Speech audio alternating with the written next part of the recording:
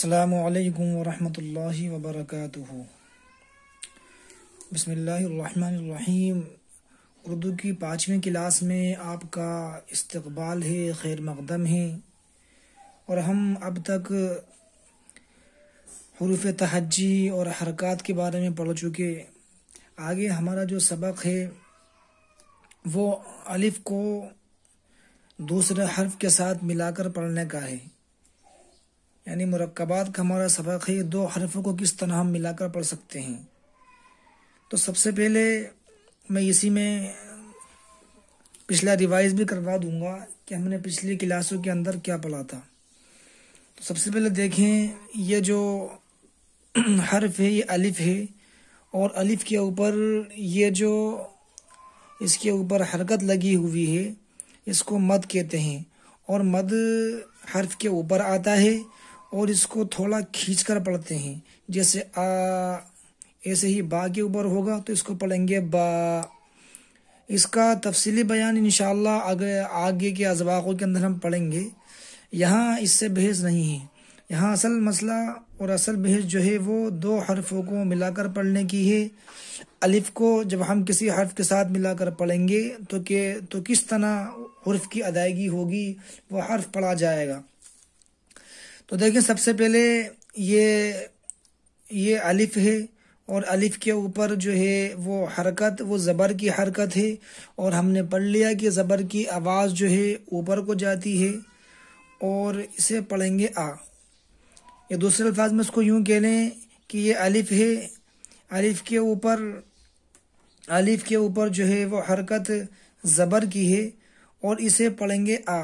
ایسے ہی الف کے اوپر جب زیر لگائیں گے تو اسے کیسے پڑھیں گے؟ ای۔ ایسے ہی الف کے اوپر جب پیش لگائیں گے تو کیسے پڑھیں گے؟ او۔ یہ ہمارا کل کا سبق تھا۔ ایسے ہی آج کا ہمارا سبق جو ہے وہ یہ ہے کہ ہم 2 حرفوں کو ملا کر پڑھیں گے۔ تو سب سے پہلے دیکھیں یہ کون سا حرف ہے، یہ با ہے۔ یہ با کے اوپر میں نے ایک چھوٹی سی دال بنا دی ہے، اس چھوٹی سی دال کو ہم ساکن کہتے ہیں،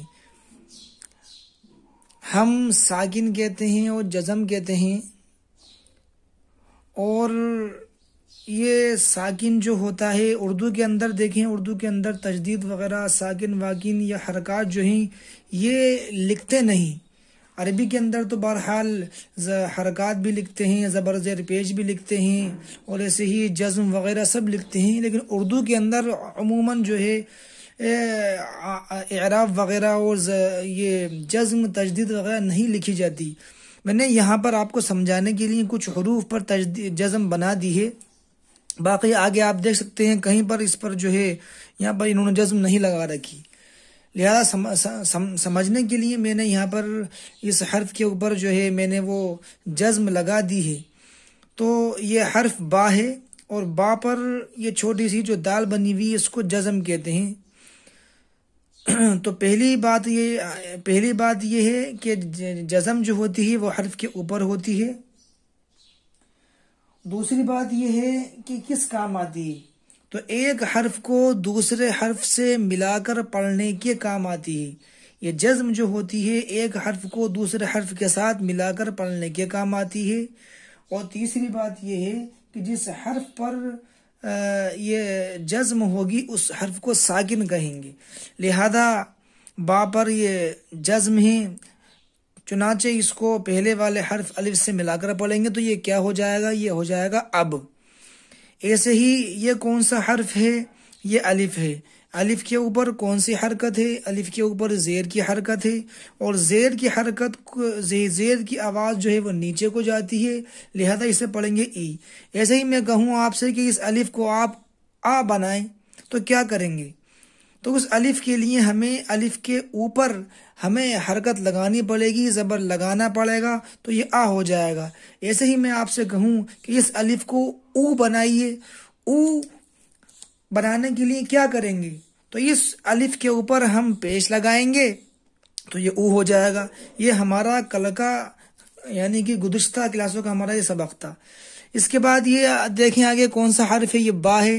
با پر وہی چھوٹی سی حرکت بنی، چھوٹی سی دال بنی ہوئی ہے، چھوٹا سا یہ دائرہ ہے، اس کو ہم ساکن کہتے ہیں اور جزم کہتے ہیں، اور جزم جو ہوتی ہے وہ حرف کے ہمیشہ اوپر آتی ہے۔ دوسری بات، جس حرف پر جزم کیا کام کرتی ہے، تو جزم جو ہے وہ ایک حرف کو دوسرے حرف کے ساتھ ملا کر پڑھنے کا کام کرتی ہے۔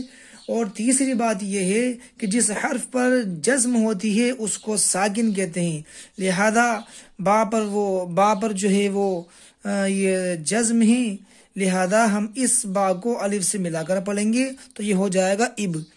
ایسے ہی یہ کون سا حرف ہے؟ یہ الف ہے۔ الف کے اوپر کون سی حرکت ہے؟ پیش کی حرکت ہے، پیش کی آواز اوپر کو جاتی ہے، لہذا اسے پڑھیں گے او۔ اور یہاں پر با ہے، با پر جزم ہے، اور میں نے بتا دیا کہ جزم کا کام جو ہے وہ یہ ہے کہ جزم ایک حرف کو دوسرے حرف سے ملا کر پڑھنے کے کام آتی ہے، لہذا اور جس حرف پر جزم ہو اس کو ساکن کہتے ہیں، لہذا یہاں ہم با کو الف سے ملا کر پڑھیں گے، یہ ہو جائے گا اب۔ ایسے ہی یہ الف ہے، الف کے اوپر زبر ہے، آواز اوپر کو جائے گی، اسے آ پڑھیں گے۔ اور یہ حرف جو ہے وہ پا ہے، اس پے پر کون سی حرکت ہے؟ جزم کی حرکت ہے، اور جزم کیا کام کرتی ہے؟ دو حرفوں کو ملانے کا کام کرتی ہے، چنانچہ الف کو ہم پے سے ملائیں گے تو یہ ہو جائے گا اب۔ لہذا کیا پڑھیں گے؟ اب، اب، اب، اپ، اپ، اوپ۔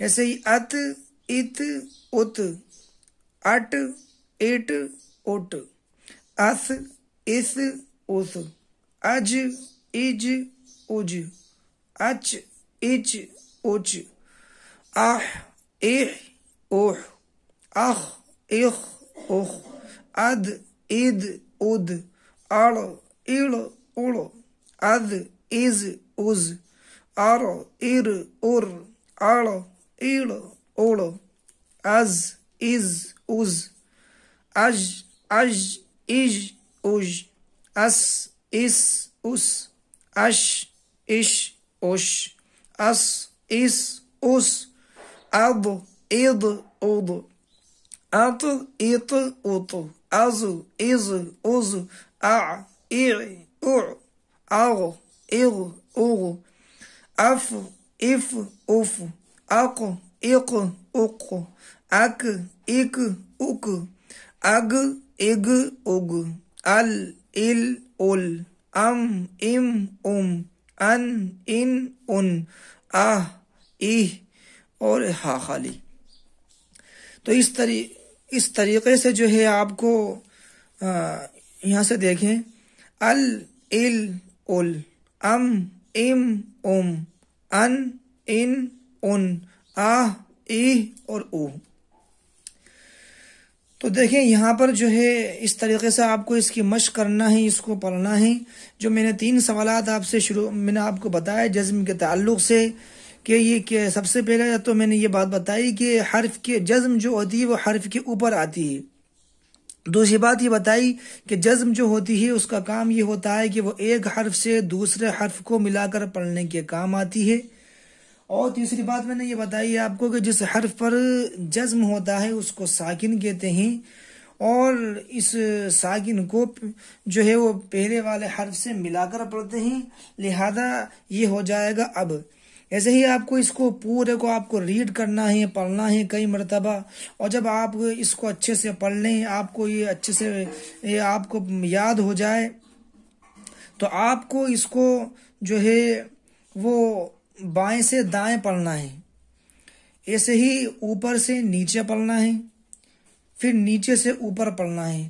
عموماً عام طور سے ہوتا کیا ہے کہ ہم مکتب میں پڑھاتے ہیں تو بچے اس کو یاد کر لیتے ہیں، اپ، اب، اب، اب، اپ، اپ، اپ، اور وہ ایک لہجے کے اندر، ایک طرز کے اندر وہ اس کو پڑھتے چلے جاتے ہیں، لیکن جہاں ہم ان سے پوچھیں میں یہ حرف کون سا ہے تو وہ بتا نہیں پاتے، یہ حرف کون سا ہے بتا نہیں پاتے۔ اس لیے ہمیں اس کو نہ صرف یاد کرنا ہے بلکہ اس کو ہمیں سمجھنا بھی ہے، اصل چیز سمجھنا ہے۔ اگر ہمیں ان حروف کو ملا کر پڑھنا آ گیا تو آنے والے اسباق میں ہمیں بہت آسانی ہوگی، ایسے ہی آگے والے اسباق میں با کو دوسرے حروف کے ساتھ ملا کر پڑھنے کی مشق ہے، اور اس کے بعد پھر جو ہے یہ جیم کو اور دال کو آگے ملا کر پڑھنے کی انشاءاللہ مشق ہوگی۔ لہذا آپ جو ہے اس کی محنت کریں اور اس کو اچھے سے پڑھیں۔ پھر انشاءاللہ اگلی ویڈیو کے اندر ہم بتائیں گے کہ کس طرح با کو دوسرے حرف کے ساتھ ملا کر پڑھا جاتا ہے۔ تب تک کے لیے خدا حافظ، السلام علیکم ورحمۃ اللہ وبرکاتہ۔